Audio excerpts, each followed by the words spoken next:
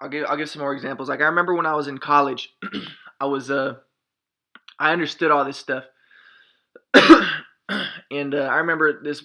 I was saying how race is kind of a it's kind of a social construction, and how um, basically that there's overlap between races, and the idea that and so this is what I was trying to say, and then a conservative person was saying, well, oh yeah, well there's like I was saying, like everyone's 99.9% genetically the same, and he was like, yeah, well we're also 97% the same with a banana. So what he's trying to do is he's trying to justify stratification. He's trying to justify, oh, well, yeah, white people have more money and stuff, we're superior because of this, or also black people are good at sports because of their innate qualities or genetics or whatever. But you see, that's a conservative mentality, and that's reducing things again to innate qualities, and it's not looking at the environment, and that's what conservatives do. And it's a victim blaming thing where they say, yeah, we're at the top because of our qualities. Jordan Peterson. Oh yeah, we're lobsters. There's a lobsters at our top, and that's because we're fixed that way. But they don't consider the environmental aspects that really do make even the biologists, even the psychologists, they'll say, yeah, there's 40% genetic for neuroticism, but 60% of that is also environmental, and that makes the big difference. Um, and also environment and genetics are kind of a feedback loop, because your genetics are going to incline you toward certain environments, and then that reinforces those genetic proclivities, and then it reinforce, like for personality, if you're more introverted, then you're going to be in environments that are going to contribute to you becoming more and more introverted. So there is effects with that too. But my point is, this guy's trying to say, yeah, he's trying to focus on innate qualities, and that's the victim blaming, justification for stratification, justification for the status quo. That's what conservatives are about. Um, and then that's that whole Trump thing. That's why Trump will be like, yeah, I have white people have high IQs, or I have a high IQ, I have German genes, and saying stuff like that. He's trying to appeal to that type of mentality, to those people who are trying to justify their position and trying to maintain, because they have fragile egos, insecurities, they want to maintain the status quo. And for even like a poor white person, the irony is he's impoverished. The conservatives see him as dumb. He's a low IQ guy, but he's still going to adopt that mentality because he wants to believe he's superior to the black people or the brown people, and he wants to make walls and say, yeah, it's because the brown people will have low IQs because they're stupid and stuff. And this is that conservative idea. This is the way they operate. And then I even like when I played basketball, I had a coach. I'm not going to name any names, but there's one coach. He would talk about, when he would talk about with white people, he'd be like, yeah, they work really hard. This guy works really hard. He'd say he's not talented, he's not gifted, but he works very hard. And he would say that about all the white people. He would say that about the white people on other teams. But then when he would talk about black people, he'd say, yeah, they're so talented. Oh, he's so physically like gifted, and this stuff. And it was like he was so freaking fixed minded. And that, I don't think it helped the players on my team even because even the black players on my team, that made them fixed minded, and that made them insecure. But yeah, it does. It's a stereotype effect. So yeah, it harmed the white people on the team, because then the white people are like, okay, this guy's trying to say that white people are not athletic, and he's trying to enforce the stereotypes and maintain the status quo. But then also the black people, it doesn't even help the black people. Yeah, the black people might do better because the stereotype effect. But what the best thing, type of mentality that a coach can give to the kids is, hey guys, whether you're black or not, whether you're gifted or not, the most important thing is how much effort you put into what you do. And in my case, it sucked because I put in a lot of effort, but I was shooting on a shooting machine, messed up my shot. But so it's not, effort doesn't always help. It has to be, good type of effort. But you know, that's the type of mentality that someone would want to enforce, as opposed to this fixed mentality of trying to see people in the superficial manner. Oh yeah, the black people, they're so gifted. Oh, the white people, that's not helping anybody.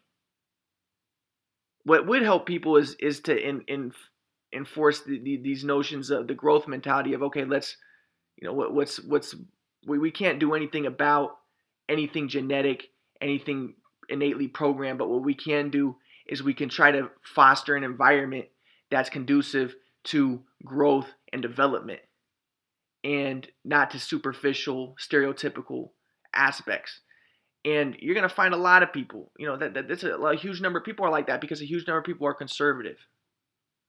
And they did studies with women too, where the women who are more conservative, they'll be more inclined toward more traditional roles, and they will fulfill their stereotypes. Um, and they've done studies that men, when they're like when they're grading a woman's work on computers or whatever, or computer programs, they'll actually grade the women and the men equally until they realize that the women are women. If the women put their name on it, then they grade them lower, because that's how powerful the stereotype effect is. Because the women aren't supposed to be as good with computers and stuff. Um, and then people could say, okay, that's also genetic Darwinian. People could say, okay, well, this is all genetic Darwinian. The reason why people are conservative is they want to maintain their genes groups. They want to maintain their genes, and by separating that increases genes. And the reason why Christians, a lot of Christians are white supremacists. And the reason why they would say that is why you could argue that is because a lot of Christians, they're very fragile egos, and they're really focused on the afterlife, saving themselves for an eternal life. That's real self-focused, self-preoccupation, and then that also is translated in this world as self-preoccupation, and in an aspect of that is a lot of people say that they're just white supremacists. So white people will become Christian. Not all of them are white supremacists, but white people will become Christians a lot because they belong to the white group. Then they adopt belief systems that are more that would be more conservative. Even if the Bible's not conservative, we already established that. But they'll adopt the more conservative viewpoints, a lot of them, because people would argue because it's genetic Darwinian. People are adopting belief systems that are good for their group's genes.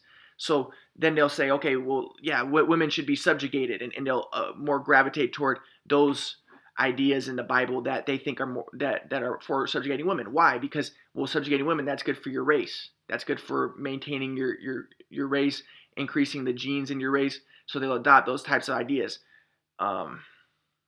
And you could say that, okay, that's what determines why there's a subjugation of women, because subjugation of women was patriarchal. It's what's good for the race, and every group has tendencies toward that. Okay, so that's an idea.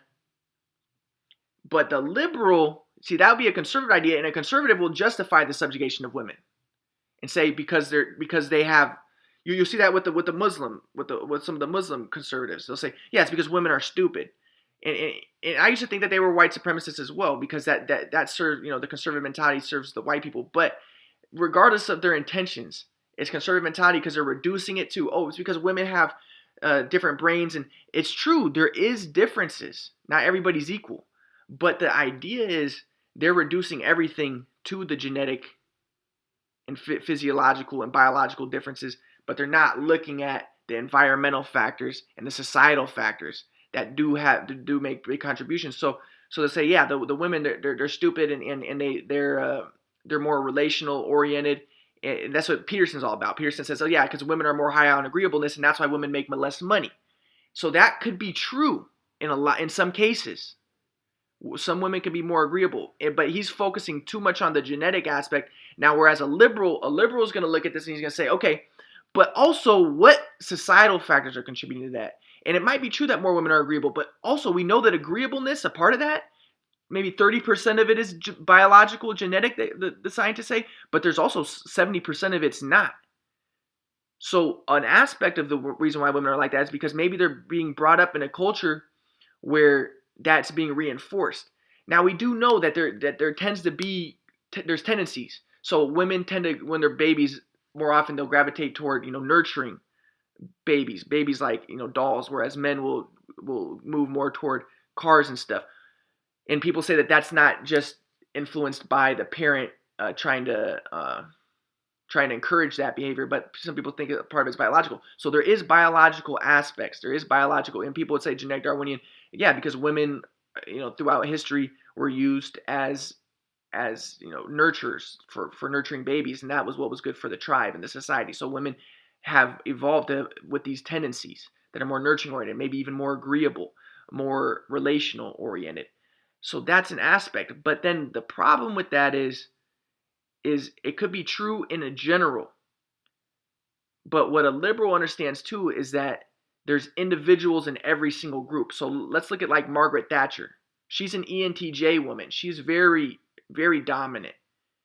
Although she's second quadrant of the fourth quadrant, but she for a woman, she's more dominant than a lot of men. She's very intelligent.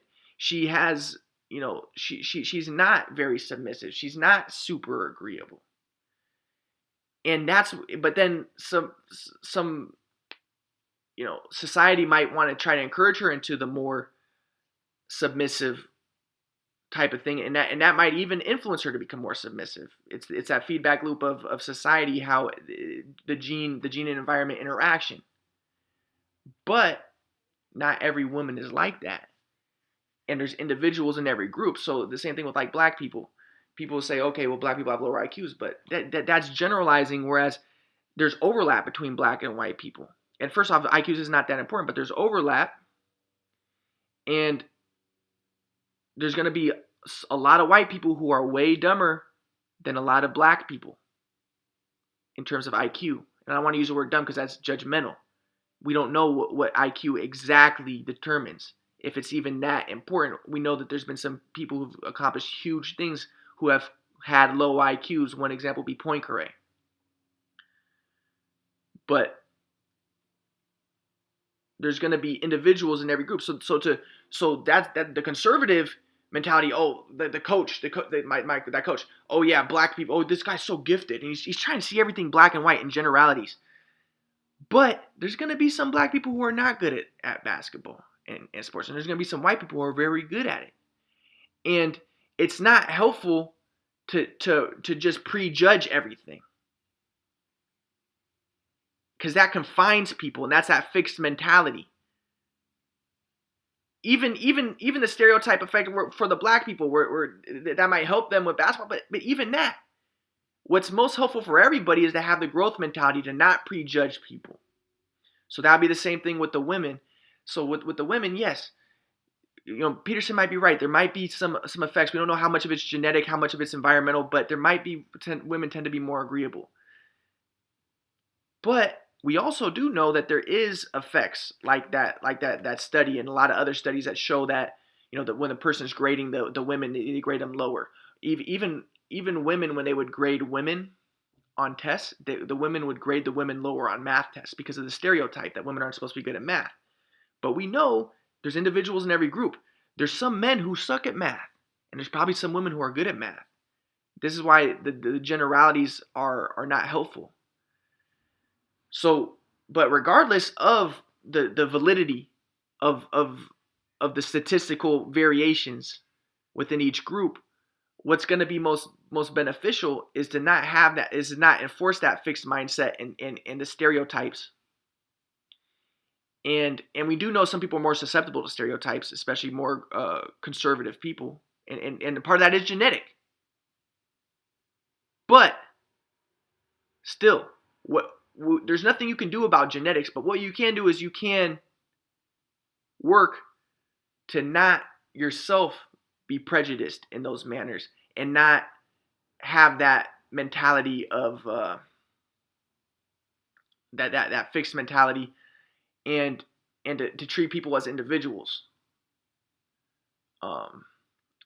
And because you can't do anything about the genetics, but what you can do is you can influence the environment to be an environment that facilitates hard work and facilitates respect of people, and good treatment of others, right? Whereas the conservatives, it's toxic environment. We know that, but we don't want to hate conservatives, but we know it's a toxic environment.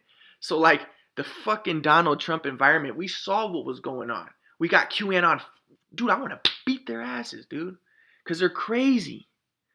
But let's have compassion at the same time. But the thing is, it's a super toxic environment, and they're victim blamers. They're, it's a lot of cruelty, a lot of meanness, a lot of disrespect, a lot of offensiveness, and it's super unhealthy, that environment. Now, we do know that there could be a liberal environment where someone's trying to be liberal to try to show off and try to show how like woke he is, right? We know that. That's that's ego and that's self-conceitedness. And we see hippies like they're still self-conceited and they still have agendas. They're still ego-oriented. Okay, we understand that. But what I'm talking about is not ego orientation. It's the idea of the difference between the conservative mentality of okay, let's justify abuse, justify the mistreatment of others, blame the victim, versus the liberal idea, the more liberal idea of hey, let's treat people more with respect. Let's not blame the victim. All that we can do is is be is work on ourselves to try to have a mentality that is healthy and that produces harmony and growth, and that's all that we can do. And now we don't want to marginalize the people who don't do that though. That's the thing, because if you marginalize the people who don't do that, there's going to be people who've been abused, who do get locked in their egos and they adopt the conservative mentality. I was one of them. So we don't want to marginalize those people and mistreat them. That's ego. And that is self.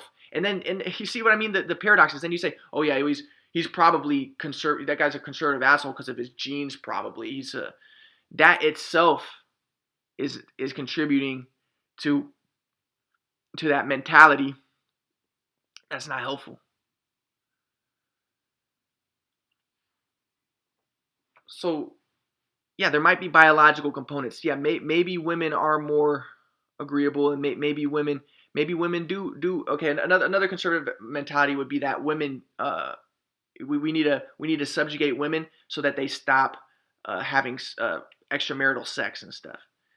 And and again, people could say that, look at it through a genetic Darwinian perspective, and say that okay, that the reason why like religious conservatives are like that is because they want to preserve the genes of their group, and by subjugating women, that's helpful for that. And that's why that there's a double standard that women should not be sluts, but then men can do whatever they want. But that's a conservative mentality. That's kind of a conservative mentality, and it justifies abuse of women. But then a liberal mentality more would be okay. There might be aspects of truth to that, but still, that doesn't justify mistreating women and subjugating them and treating them, beating them up and stuff. Which again, a conservative white people more in general, they're going to adopt the belief system that Muslims are evil and that they beat up women and stuff. But a liberal is going to say, hey, listen, the Quran actually doesn't really say that. And even if it did say that, that was for that time, and Muhammad was moving people more toward liberal respecting of people. And before that, they were even more disrespectful of people and more tyrannical. But he was moving people toward that. And then again, we don't want to say, oh yeah, Arabs were tyrannical. No, everybody in the whole world was in ancient times. But you could say, okay, Muhammad was that's what Muhammad was doing. But then also a liberal is going to say, and even Muhammad didn't even say that you beat him up. That's a mistranslation. Even further, a liberal might say, okay, whatever frickin' the Quran says, we're in Enlightenment times now, and we can move beyond the parochial divisions of, oh, my group is better than your group, and that tends to be, that's a conservative mentality. And a lot of times, again, like white people who are conservatives will adopt Christianity to a belief system that's a rigid belief system in order to justify division, in order to justify maintenance of the group. If they would say it's white supremacy to protect and promote and preserve their genes, right? People could say that, but then it's also just immaturity. Not people don't have to do that, but these people have very unstable egos. They want to protect and preserve their group, so they adopt rigid belief systems, and that justifies division. And you can see that with any group. But anyways, the liberal is going to adopt a different viewpoint. But the idea is a liberal person in terms of women, he's going to say, listen, yes, women do cheat on men, but also men cheat on women. And let's not just single out women and treat women bad. Yeah, it is true that women tend to go for alpha males or whatever, and and there's this idea, but if you're more liberal, you don't want to mistreat people. You don't want to harm to brutalize anybody, brutalize women, or brutalize any group. So what you would do is you would say, okay, maybe it's true that some women have sex, a lot of extramarital sex, or sex outside of marriage and stuff. Well, also a lot of men do. So let's not just single out women. And we don't know the environmental factors that led that woman to that. It's not necessarily just because of her genes that she did that. There is genetic components to it. We don't want to deny genetic components. We don't want to deny that some people have more dopamine in their systems, and that inclines them more toward cheating and stuff. Okay, maybe there's some factors to that, but there's genetic factors, but there's also environmental factors. What kind of education did that woman have? Was she abused? What kind of culture did she grow up in? And did that culture influence? Did that culture promote the growth mindset, or did it promote the fixed mindset, the conservative, self preoccupied, self conceited mindset? And then same thing with men. Okay, yeah. Did the man cheat on the woman because he's a dog, or maybe he just hasn't been introduced to higher levels of consciousness, to transpersonal psychology, to the idea that everything is one, to these higher levels of consciousness. And we don't want to say that man cheating is bad and stuff, but it isn't necessarily. We don't want to. But all I'm saying is this. Um, you look at the environmental factors, and you also say, okay, women aren't the bad ones. We don't want to victimize women. And even in the Bible, people say the Bible's patriarchal. That's debatable. The Bible was moving people away from that conservative mentality. Other people say that it was actually there's female prophetesses in the Bible. Uh, Eve was not necessarily depicted as a bad one. A lot of people who are more patriarchal, or more sexist, who have a more conservative mindset, blaming the women, would want to see the Adam and Eve story as saying that Eve was bad. But then again, a liberal is going to say, no, actually, the story doesn't say Eve was bad. Um, Adam also, he was equally, he did it as well. And also, he might even say this also, that story's fiction, or also that story is metaphorical, and stop using it to justify abusing people, and marginalizing women, or marginalizing people in general. But again, people's belief system is going to be affected by the group they belong to, and it's going to be affected by the thinking, emotion, doing, dreaming, which is going to be affected by your education, and there's so many factors going into it. But anyways, this stuff gets complex. But all I'm saying is this: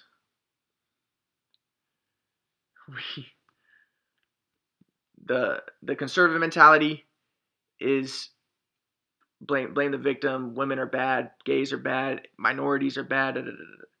And blaming genetics and stuff. But you can't do anything about genetics. What you can do is you can work on yourself, your education, your mode of being, and work past that abusive, uh, restricted consciousness, conservative consciousness. Blame the victim. Abuse people. It's okay. They deserve it. Um, Lack of compassion. And then I'm gonna say something. I forget.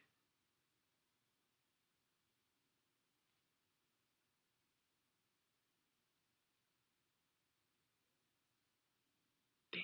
I was gonna say something.